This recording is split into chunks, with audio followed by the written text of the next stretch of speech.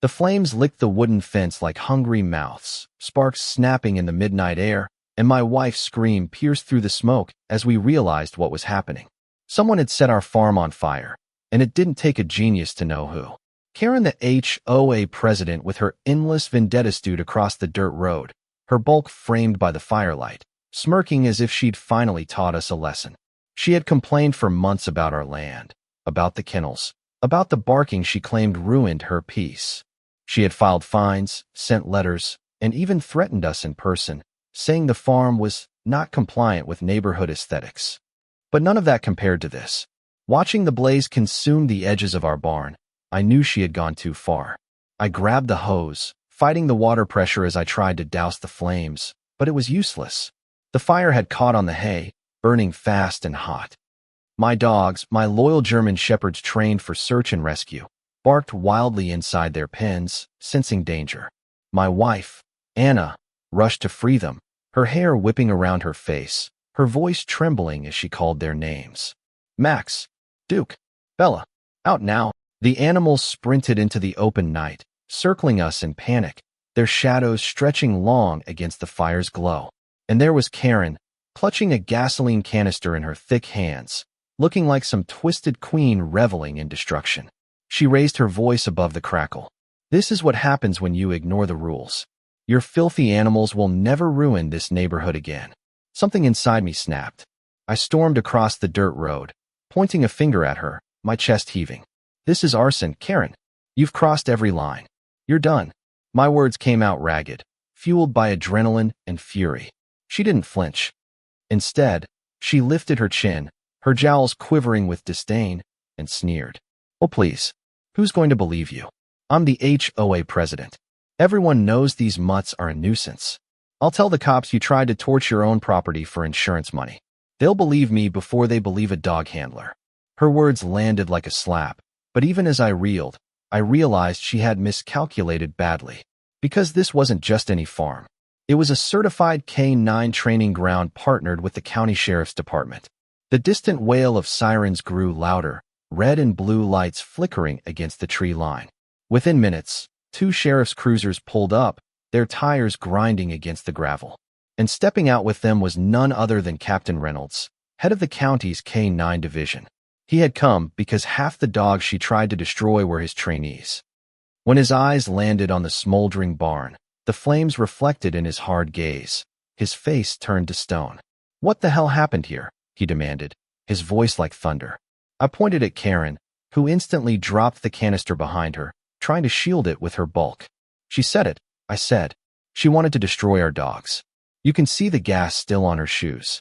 Reynolds's jaw tightened as he stepped forward, his boots crunching on the dirt. Karen, he said slowly, you just committed arson on a federal training site. Do you have any idea what that means? The crowd had begun to gather, neighbors drawn by the fire and sirens, their faces lit with both horror and vindication. Phones rose into the air, recording the scene. Karen's face drained of color, but she quickly masked it with another sneer. Lies. All lies. He's framing me because I enforce the rules. This farm is illegal, and those dogs are dangerous. Her voice cracked under the weight of her desperation. But Reynolds wasn't buying it. He turned to one of his deputies. Check her hands. The deputy pulled out a black light, and sure enough, Karen's palms glowed faintly with the chemical traces of gasoline. The crowd gasped, some muttering, others outright laughing at her unraveling. Karen's meltdown reached new heights.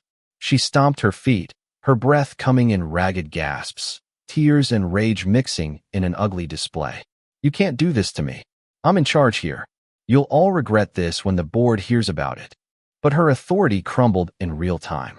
Another twist came when a young woman in the crowd stepped forward, holding up her phone. I recorded the whole thing, she said, her voice steady despite her shaking hands. The video played loudly. Karen lugging the canister, splashing liquid near the barn, striking a match, and laughing as the flames roared to life. Every eye turned toward Karen, who sagged against the patrol car as if her knees had given out. As deputies cuffed her, she tried one last desperate play. I'll sue all of you. This is harassment. This is, her words dissolved into incoherent shrieks as she was shoved gently but firmly into the back seat. The crowd erupted not in chaos, but in applause. Years of bullying, fines, and threats had ended in that single moment. Her empire reduced to ashes hotter than the flames she had started. I stood there, soot on my face, the smell of smoke clinging to my clothes, feeling something I hadn't felt in years: relief. The barn would need repairs, but the foundation was intact. My dogs were safe, their loyalty unshaken. And Karen, a tyrant of our neighborhood, was gone. But the story didn't stop that night. The county declared the HOA under criminal investigation, uncovering financial fraud, intimidation, and illegal bylaws Karen had pushed through to maintain her stranglehold. Neighbors came forward with stories of how she'd extorted them, threatened to foreclose on their homes, or used HOA money for her personal luxuries.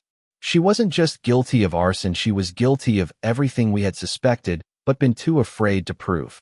For me, the most powerful moment came 2 weeks later at a community gathering. Captain Reynolds stood before us, his K9S sitting proudly at his side. He looked around at the faces once weary and beaten down, now lit with hope. "This farm isn't just private property," he declared. "It's a sanctuary. These dogs save lives. And no one, not even a power-hungry HOA president, can take that away." The applause that followed wasn't just for me or my wife. It was for all of us who had lived under Karen's thumb. It was for every neighbor who had been fined, threatened, silenced, or humiliated. And as I watched my dogs run free across the field, their joy unshaken by the smoke that still clung to the air, I realized something. Justice doesn't always come easy. Sometimes it takes fire, chaos, and a community rising together to see the truth. But when it comes, it changes everything. So tell me, was I right to stand my ground against Karen, to expose her when she set fire to what we had built? Or should I have walked away and avoided the fight? What would you have done in my place? Karen's arrest should have been the end, but in truth it was only the spark that ignited a larger reckoning. The morning after the fire, the county declared our property a protected training facility under federal partnership, meaning any crime committed against it wasn't just a local matter, it was a federal one. News crews swarmed the gravel road leading up to our farm. Their cameras caught everything: the smoldering barn, the dogs being walked by deputies, the charred gasoline canister marked with yellow evidence tape. And most importantly, they captured Karen being hauled off in cuffs, still screeching about her authority. By evening, the video had gone viral, shared thousands of times with captions that read, "HOA President Burns Farm Gets Arrested, and Karen Learns Fire Can't Silence Justice." What struck me most was how quickly people shed their fear. Neighbors who had whispered in the shadows for years finally stepped forward, emboldened by the sight of her downfall. A retired teacher admitted Karen had forced her to tear down a greenhouse because it wasn't in the color scheme. A veteran confessed Karen had threatened foreclosure when he fell behind on dues after a surgery. One mother revealed that Karen had fined her 3 separate times for leaving chalk drawings on her driveway where her children played. Each story spilled out like poison leaving the body, and the community was finally breathing freely again. In court, Karen tried every trick she knew. She hired an expensive lawyer from the city, claimed she was the victim of a smear campaign, even accused Captain Reynolds of corruption. But the evidence was too strong. The video alone was damning, but coupled with the chemical traces of gasoline and the witness testimonies, her defense collapsed like wet cardboard. The prosecutors unveiled bank records showing HOA funds rerouted into her personal accounts. Vacations, spa trips, and jewelry purchases all signed off by her own hand. The HOA wasn't just a community board. Under her reign, it had been a piggy bank for her greed and a weapon for her control. The twist that shocked everyone came midway through the trial.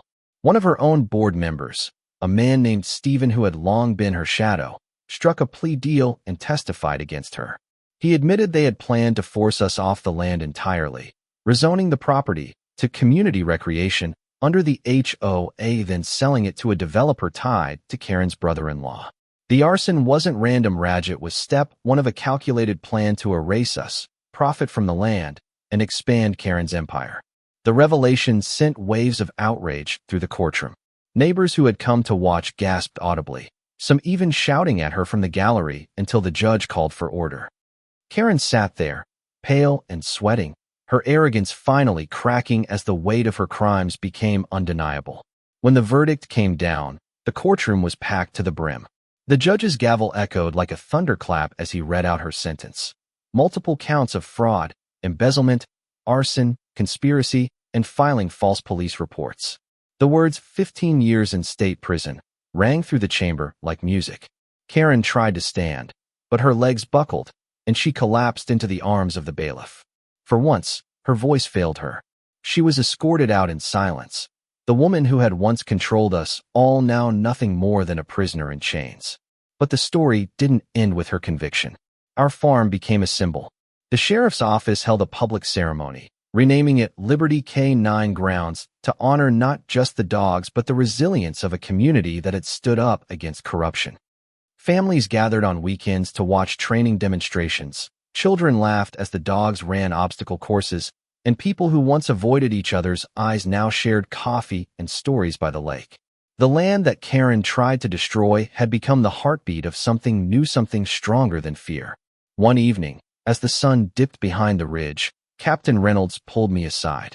His expression, usually stern, softened. "You know," he said, "if you and your wife hadn't stood your ground that night, this whole thing would have stayed buried. She would have kept bleeding this place dry." I nodded, swallowing hard against the lump in my throat. "We just did what we had to." He shook his head. "No, you did what was right. That's rarer than you think." Months later, when the barn was fully rebuilt, we held a community gathering on the farm. Margaret, the retired teacher Karen had once humiliated, painted a mural across the side of the barn. A pack of dogs standing tall in front of a blazing fire, their silhouettes unbroken, their eyes fixed forward. Underneath, she painted the words, "We do not burn. We rise." As neighbors stood before it, many cried. Some hugged. Others simply stared in silence, letting the truth of it sink in.